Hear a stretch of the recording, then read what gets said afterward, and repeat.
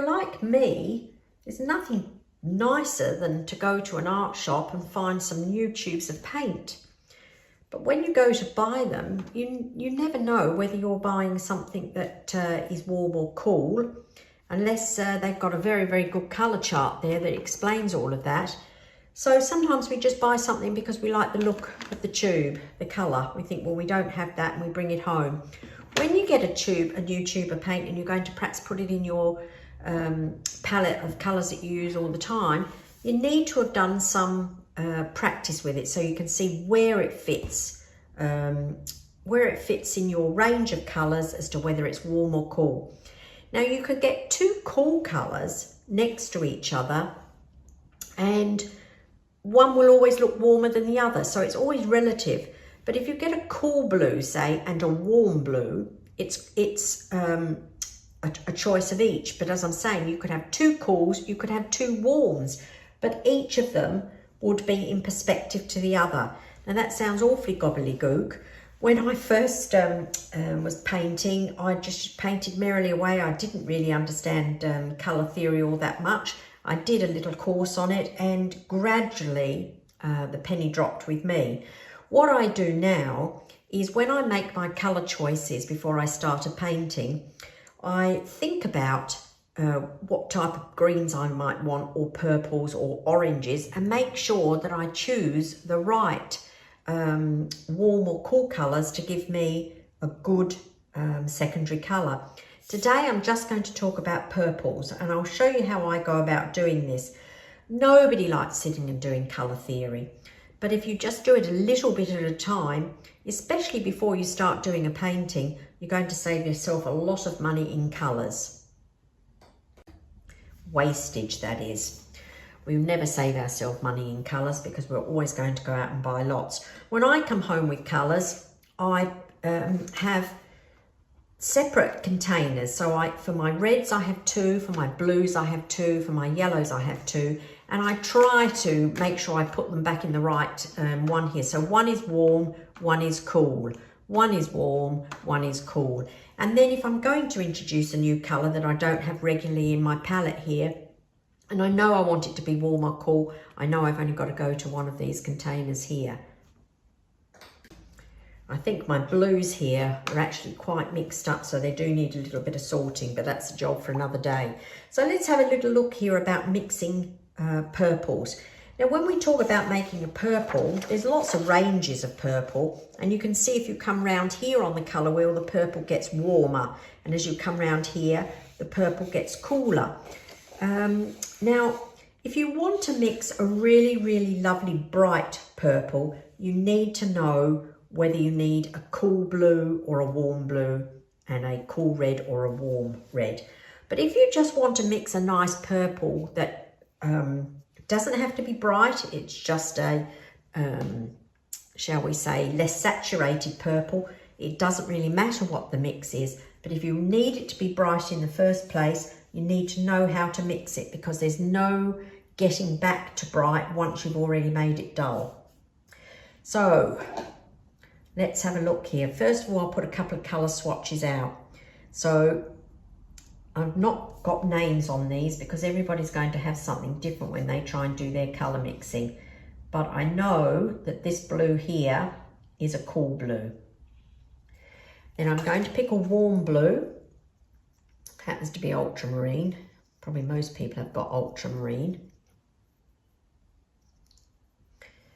And there's the warm blue. Can you tell which is warm and which is cool? Some people can't. I can now, simply because I've painted hundreds and hundreds of paintings. I know which one I'm dipping into. But for those of you that haven't done dozens and dozens yet, sometimes it's a hard thing to know. But if you look at the colour wheel here, I turn this around here, and I look at the blue that is going closer to the warm side around here, it is a bit like that ultramarine. If I look at a blue that's here says cooler, it is going more around to the cooler green side here. So this is cool and this is warm. Now let's do the same with the reds for this colour testing. So I'm going to go for a cool red, and I'm going to use permanent rose. Any sort of rose colour probably will do it. It's a pink basically. So there's their cool red. And let's pick a warm red. So I'm going to go with a nice bright, this is Scarlet Lake. But any warm red. If you're using cadmium colours, these need to be very, very thinned down and not be so opaque when you want to mix colours. But these are transparent colours. So let's have a little look at those compared to the colour wheel. If I look now round at the red side here, and I look for the cool one, which you think is going to be going round here, it's more going towards a red violet colour because it's coming round to the cool side of the colour wheel. The warm red sits close around to the oranges and yellow side, so that's why it's a warm red. I hope this will make some sense when you have time to digest it. But colour theory is one of those things that once you've got a handle on it, you stop wasting money, plus your paintings look really good because you don't have any mud in them. You know exactly what it is you're doing. Let's do some colour mixing for purple here, and you'll see as I do these why these choices are important. So my first little swatch here says put down a cool blue and put a cool red on it. So put the pink on the top. Ratios is another thing altogether. You might have to find you have to put a bit more of one. That blue is a very bossy colour, and a little bit goes a long way. So there's one purple. Doesn't look particularly bright. Cool blue, cool red. Now we'll put the same blue down, cool blue.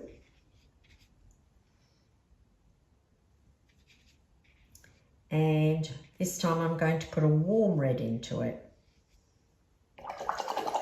So this Scarlet Lake. So we get a purple out of that.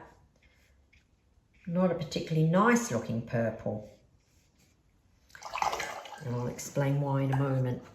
Now I'm going to put the warm blue down.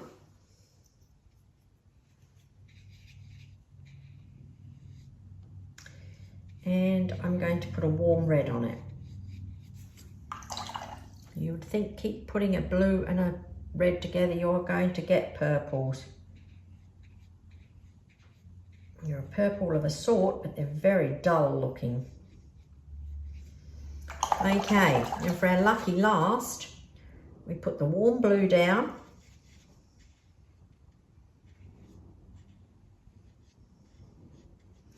And into that, we're going to put a cool red. Get a bit more out.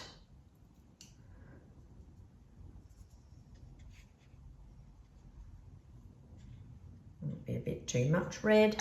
Let's put a wee bit more blue on it. Okay.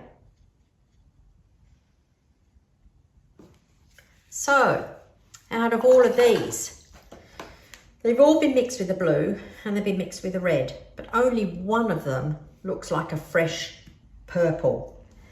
And the winner is this one here, which is a warm blue with a cool red. And the reasons are a warm blue and a cool red. When you look at the colour wheel here, when you want to get a nice fresh purple, if you're ever not sure of what the formula ought to be, if you look at a fresh purple and you go across on a colour wheel to it and it's got yellow there, we know that if we mix yellow and purple together in the middle here somewhere, it will grey down to sort of a really, really neutral colour. So if you want it to be bright, whatever you choose to make it up must never contain anything of its colour opposite. So if I had mixed it with the warm red, which is over on the yellow side, that has a dash of yellow in it. So that would dull down my purple. If I chose the cool blue round here, which is going to the yellow side, that has also got a dash of yellow in it. So that will dull down the purple. So the only way I'm going to get a fresh one is to make sure there's no yellow whatsoever. So stick to one that is nowhere going to have this bias of yellow in it. So that is going to be a warm blue round here. And it's going to be a cool red here. Okay, so that's how we're going to get those purples. Now you might say, well, does it really matter? Well, for some paintings, it will never matter. You might be doing lots of landscape painting, you might be doing buildings, something that's got lots of dull, unsaturated colour in there, wouldn't make any difference. But if you had to have a really lovely purple, and you didn't mix it properly in the first place, I'll give you an idea here. So I wanted to make some purple flowers, and I chose the wrong blue and red to put together. And then I remembered which one it had to be, and I quickly try and fix it up.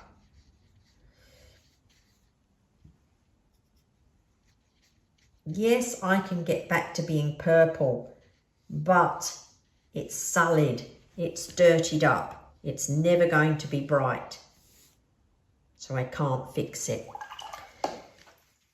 If I did my painting and they all came out brilliantly beautiful looking purple, and it's too many good purple colours and I'd like to dull them down, yes, you can dull down, you just can't brighten up. Because once you really effectively make mud, there's not a lot you can do about it. So I make a pretty purple, and then I say, oh no, I really didn't want it to be as bright as that. So I've got all these purple flowers, and I don't want all to be that intense. All I've got to do is go to the other side of my colour wheel and pick something that's got a bit of yellow in it, and I will dull it down. So I could just put a bit of this red on there that I know's got yellow in it because it's round here on the warm side, and I will dull that down.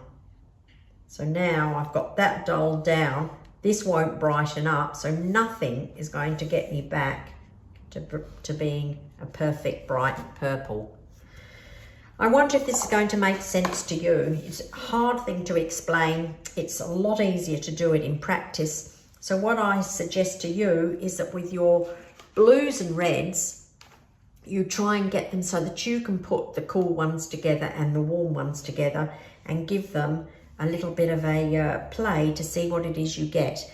Now, I don't have many choices of blues in here to choose from to do another experiment, but I'm just going to pick something out from this lucky dip box here, and something I hardly ever use. Let's have a, oh, can't get the lid off that one.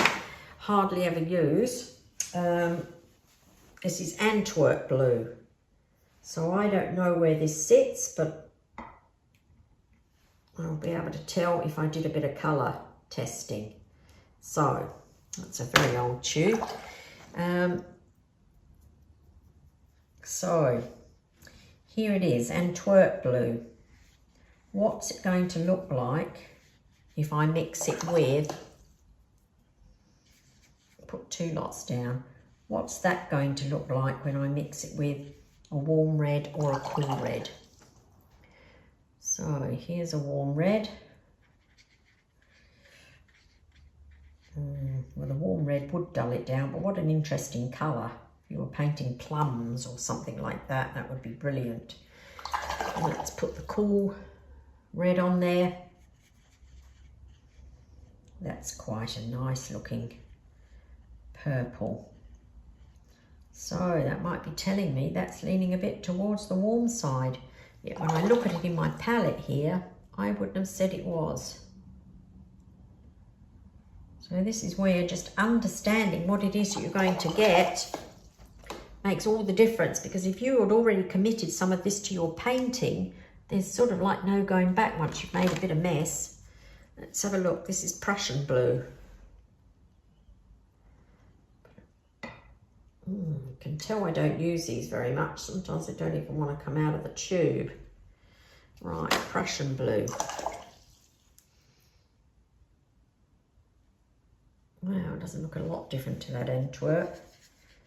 So there's one Prussian blue. Another Prussian blue. Let's put the cool here. Wow, now I do love that. This is really good because I'm about to do a painting that's got purple in it. I'm thinking if I had that, I'd be very, very happy. Let's put this one over here. Whoa, that's a bit mucky looking. So, dull, bright. So, just so that I know what I did, because I think I definitely want to use this, that was Prussian and permanent rose. I'm going to do that in a painting. So all of this sort of little bit of experimenting you do helps you with your painting that you're going to do. And you need these colours because you've done the working out on here and not made these dull type colours on your painting and then wonder how you're going to get back to them. So look at your tubes, work out if they're warm and cool, have a little go at doing this. So the perfect bright secondary purple is a combination of a warm blue and a cool red. Warm blue because it's closer to purple, and a cool red because that's closer to purple. So that will help you work your colours out. Give it a try, see how you go. It's not something that you do once. Took me a long time for colour theory to sink in. It does become much, much easier the more you try and understand it, because in actual fact, when you go to do your paintings, you can be, you know, pretty free with knowing what those colours are going to do when you choose them from your palette. So have a little go, see how you get on. A colour wheel was a brilliant idea. And if you want to look at colour opposites, somewhere on opposites, all of these, they dull down into the middle. So this is a really good thing to have a look at too. Till next time, bye.